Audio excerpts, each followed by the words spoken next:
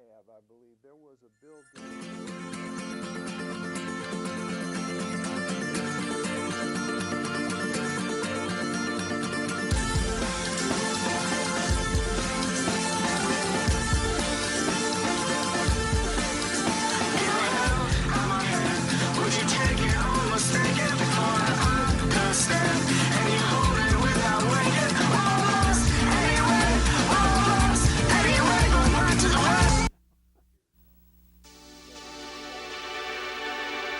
The Virginia Cable Telecommunications Association and your local cable provider presents Cable Reports.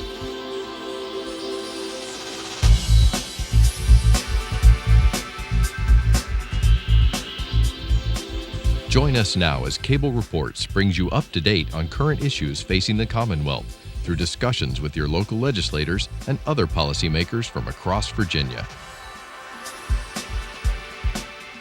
From the General Assembly and the City of Richmond, I'm Woody Evans for Cable Reports, brought to you by the Virginia Cable Telecommunications Association and Comcast, connecting Virginians to their government.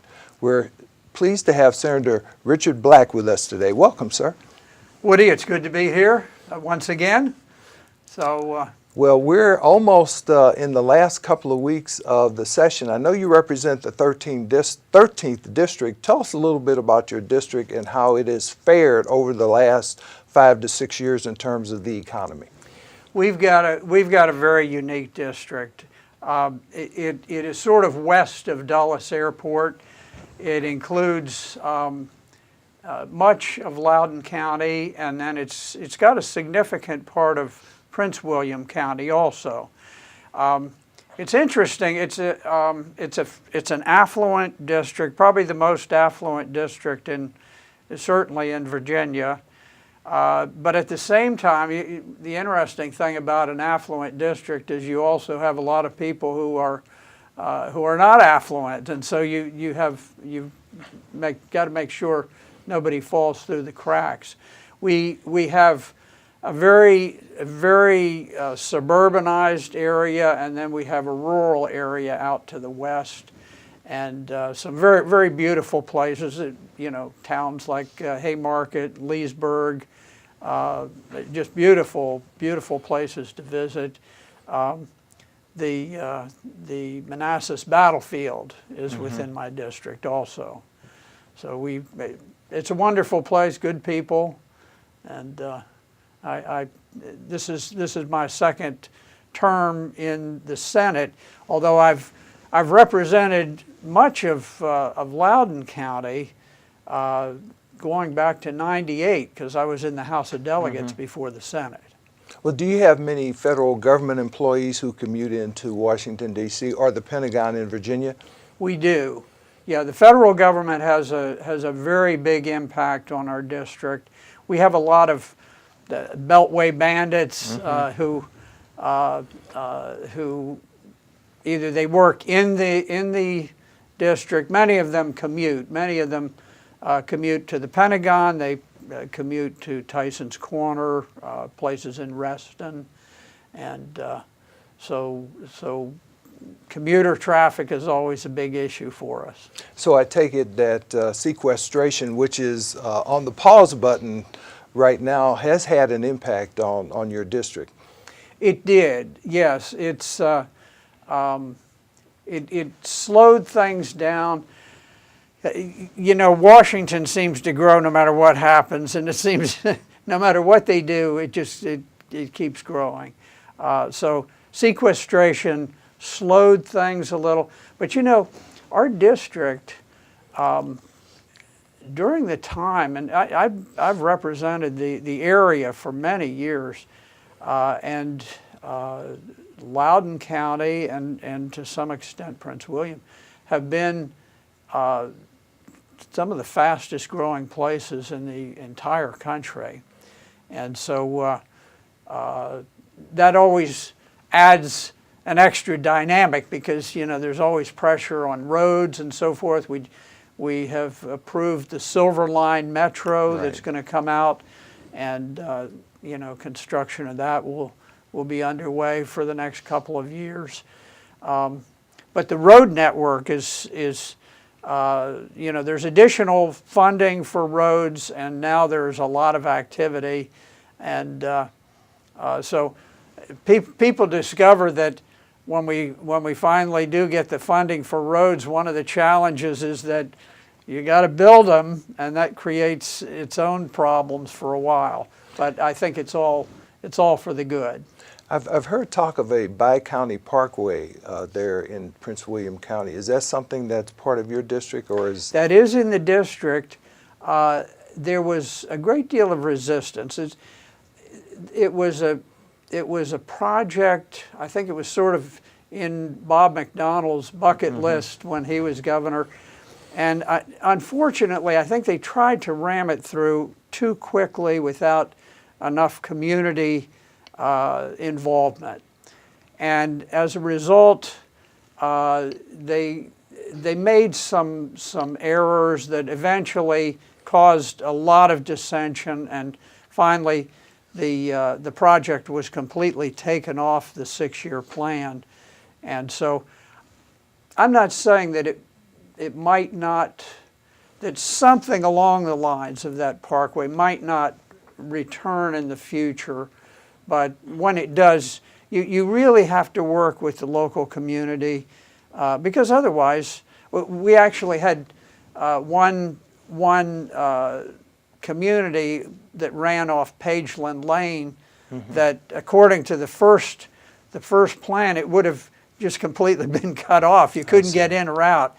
Well, obviously they would have fixed it, but when you get off on the wrong foot with the public with that, they start saying, wait a minute, you haven't really thought this thing through. And I think they just tried to rush it.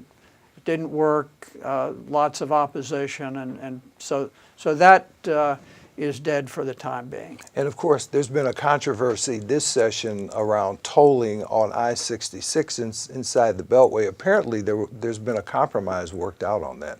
Well, there has, and you know, this was a big issue during the campaign. The maximum toll both ways could be as high as $17 a day. $17. Now, that's if you were going at the peak Right. time, and that's both ways. I came out very strongly against it. A number of others did. And we said, you know, one of the problems, actually the problem on I-66 has always been the reluctance to widen the road once you get into Arlington and that Right. area. The governor has a plan, and he came up and he said, look, I'm willing to widen it inside, but in exchange we'll float $1.5 billion in bonds, and the cost of the widening is only $122 million. So Only $122 million. Wow. yeah, that's a big difference. So I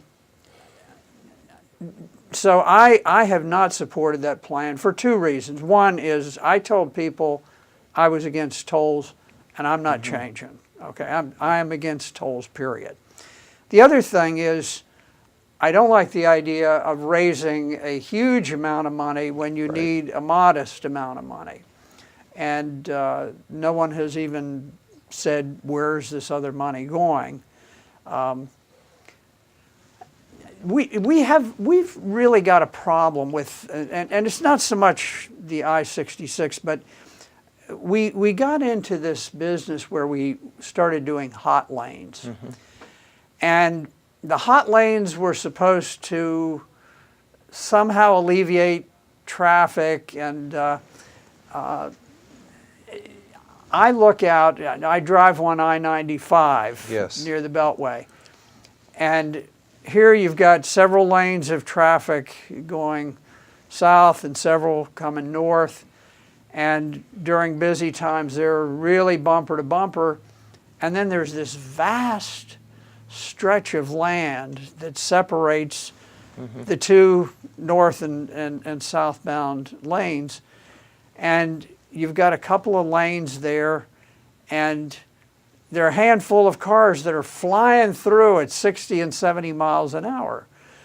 And to me, roads are the property of the people.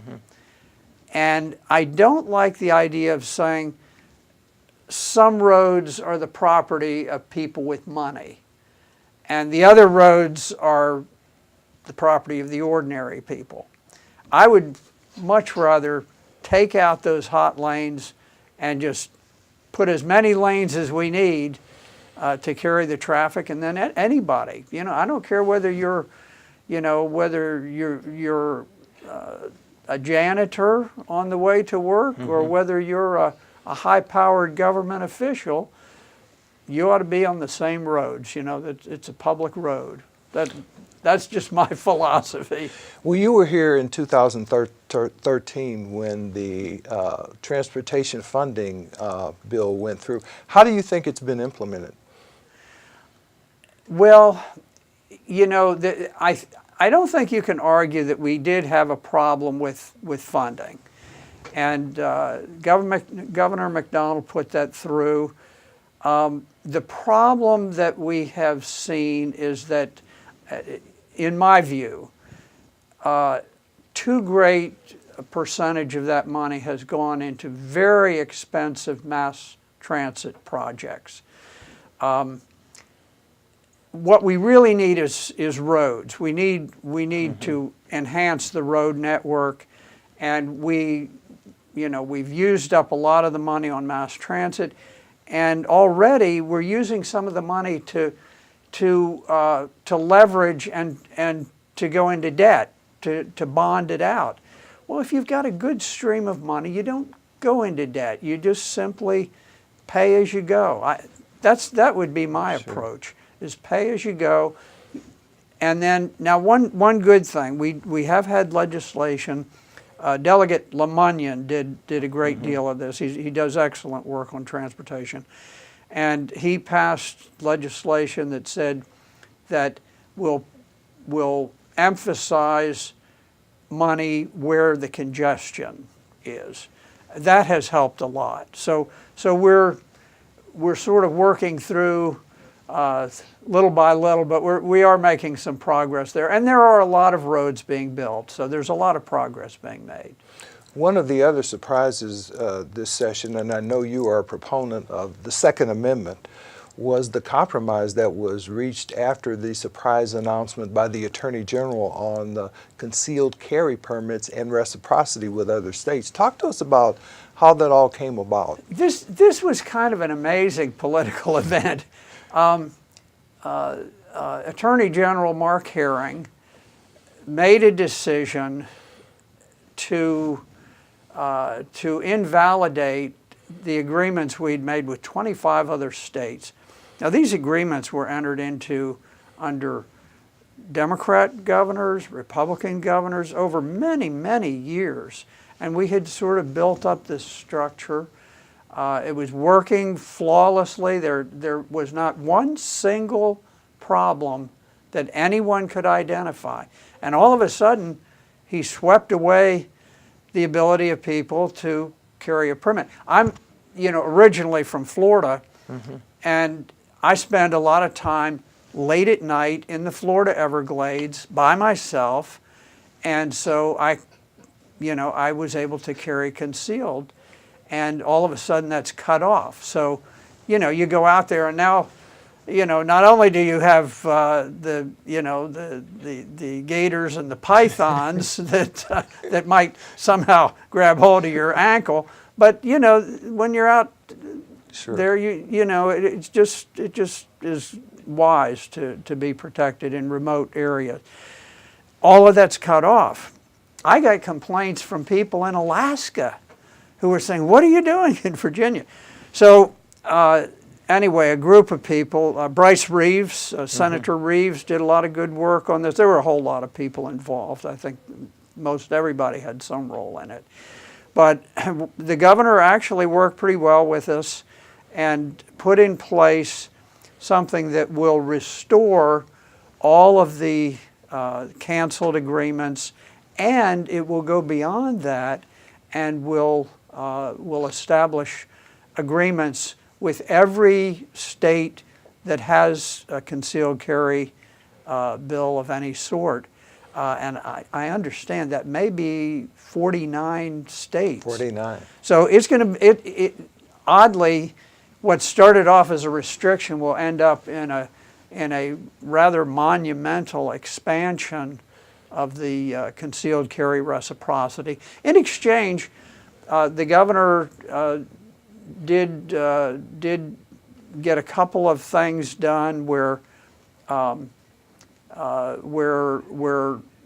people who have been abusive will lose their right to carry a firearm if they're physically violently abusive, and also at the gun shows there are a group of people who sell guns outside of the gun shows, and that's always been referred to as the loophole. And so we're going to have the state police there, and people can do voluntary checks there. And I suspect, these people at the gun shows, they tend to be very, very law-abiding people. Mm-hmm. There's a kind of an ethic about the gun business where they don't want to violate the law, not just because they don't want to get in trouble, but they want to. It's sort of pride in the Second mm-hmm. Amendment type of thing, and so I think there'll be a lot of people who say, I want to put people through this voluntary right. system, and they'll send them over, and so I think the governor has achieved some things in the process, and I think we have really, really improved our reciprocity laws with the other states. So in other words, if you're not a federally licensed vendor, you will have the opportunity, if you decide to use it, to consult with a state police law enforcement official who can run a background check for you. Yes, that's roughly the case. So state police are ready to go. They've got the funding to do it, so everything is in place, and that will be taking place after July the 1st.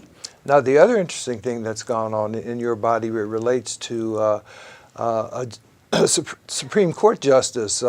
We have a controversy in Washington now as a result of the untimely death of Justice Scalia, but we have a controversy that has yet to be resolved in the state Senate as well.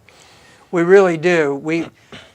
What happened is you had a member of the Supreme Court who was coming to the end of his term. Under Virginia law, the legislature elects the judges, but we do have an exception to cover emergencies, and we say if the legislature is not in session, the governor can appoint a judge, and that judge serves until the legislature reconvenes. It's really intended, if somebody has a heart attack, right. Suddenly, some real crisis occurs. In this case, there was a little arrangement made with the governor, and basically there was a justice on the court who agreed to step down early to give the judge, or to give the governor the wherewithal to make a selection himself, and we know that because the judge who stepped down, instead of going fishing or whatever, he immediately went into a very lucrative mediation practice. So he's practicing law, and rather than finishing out his elected term. So it's a very exceptional circumstance, and it has caused a great deal of disruption. We have not arrived at a resolution to that yet, and the governor has nominated this woman who has gone on the court. She's gone off the court, mm-hmm. and it's creating a great deal of difficulty for the Supreme Court, and I think we would be very well off if we were to sort of get back to the intent of the law, which is let the legislature elect the judges, and the governor is just a backup for true emergencies. Talk a little bit more about the economy, because there's a push over the last few years to ensure that, excuse me, the Commonwealth is no longer affected by the largesse of Washington, D.C., so to speak, and to create more private entrepreneurship here in the Commonwealth. Talk to us about the need to do that. Well, you know, this is a long-standing problem for Virginia. This goes back generations and generations. We have, as a nation, we've been on a wartime footing for so long. I mean, most people don't even know where we're fighting anymore. I mean, we're in Afghanistan, we're in Iraq, we've got people doing things in Syria, we did Libya, we're involved in Yemen, and just on and on. And I think it's fed the economy in Northern Virginia, but it's got to stop at some point. I mean, the whole world is aflame, and we're not making any friends, and we're not making any progress. The war in Syria has been a deep concern of mine. This was a country that was totally at peace, and because the Saudi Arabians wanted to run a pipeline through there, and the Syrians decided, no, we don't want your pipeline. The next thing, there's a lot of covert stuff going on, and 250,000 people have died.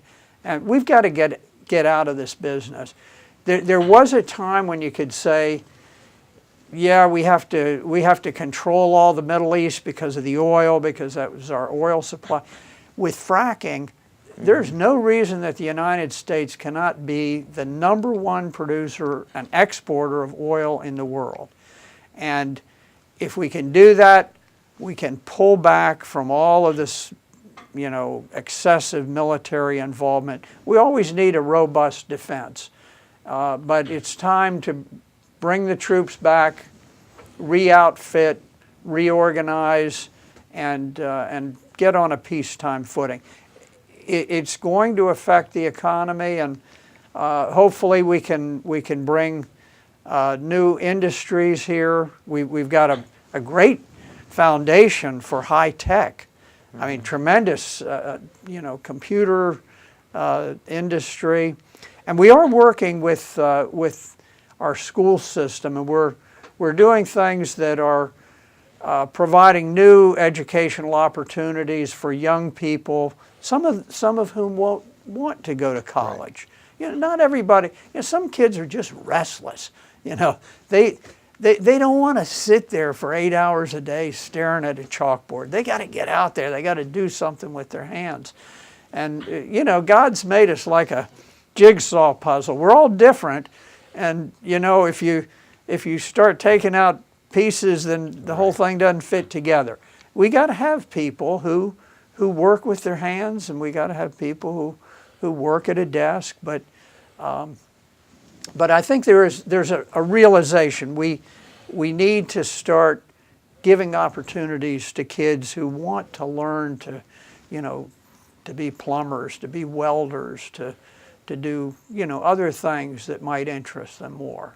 And I take it there's a new paradigm for kids in high school to dual enroll, for example, in a community college in order to gain a certificate that would allow them to make an honest living, so to speak. Yes, there is. And our community colleges do a tremendous job. They're very innovative.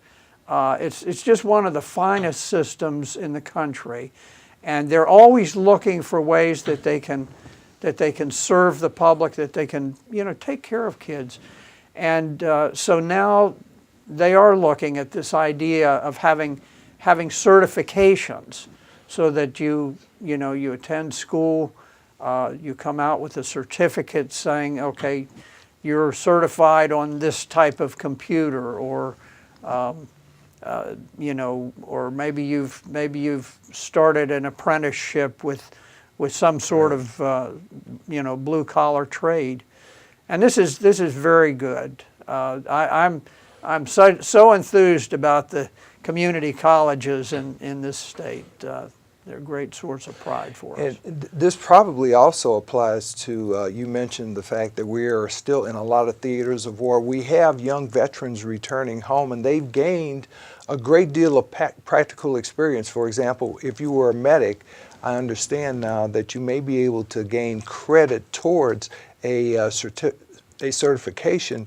as an emergency medical personnel, for example. Yes, we're trying to make it easier for them to integrate into the workforce. I was operated on by a medic in Vietnam. Really? I came in off a chopper load of casualties, and they did triage, and the surgeons took people who were in very, very critical condition, and off they went. And finally, there was a young kid, probably 17 or 18, and he said, "Well, sir," he says, "all our surgeons are tied up." He said, "You mind if I operate on you?" And I had some shrapnel in my leg and in my arm. I said, "No." I said, "Come on, let's go do it." And the next thing, I made the mistake. I said, "If you get the shrapnel out," I said, "I'd like to hold on to it." And so he did the arm. The arm was fine. Then he did the leg, and he's cutting and it goes on and on. It's painful because because you go deep, and it's hard to anesthetize when you're going deep. And finally, I said, "Man," I said, "this is taking a long time." I said, "What's going on?" He said, "Well, sir," he says, "I can't seem to locate that piece of shrapnel." I said, "Well, forget it." I said, I don't want it that badly. So anyway, he closed me up. But this is the kind of thing, you get young kids like that who have extraordinary experience, and we want to give them credit so that they can get moving and they can help us out. We need them working. Talk to us a little bit about the necessity for more charter schools, since we're on the subject of schools in general. The charter school movement has been in flux here for a while. I think you have, particularly the conservatives, have been a little more receptive to charter schools, and we have pushed for them. And there was a move, sort of a feeling that they weren't being accepted rapidly enough. Now in Loudoun County, we've actually opened 2 of them recently, and so there was a move to bring them up to the state level.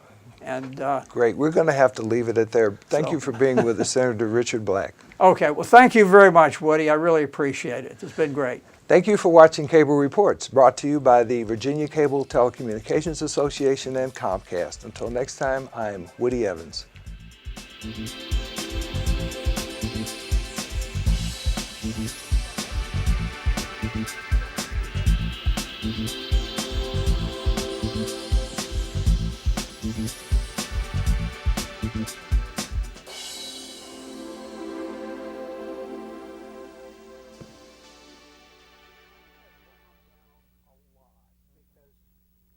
There's just too much going on.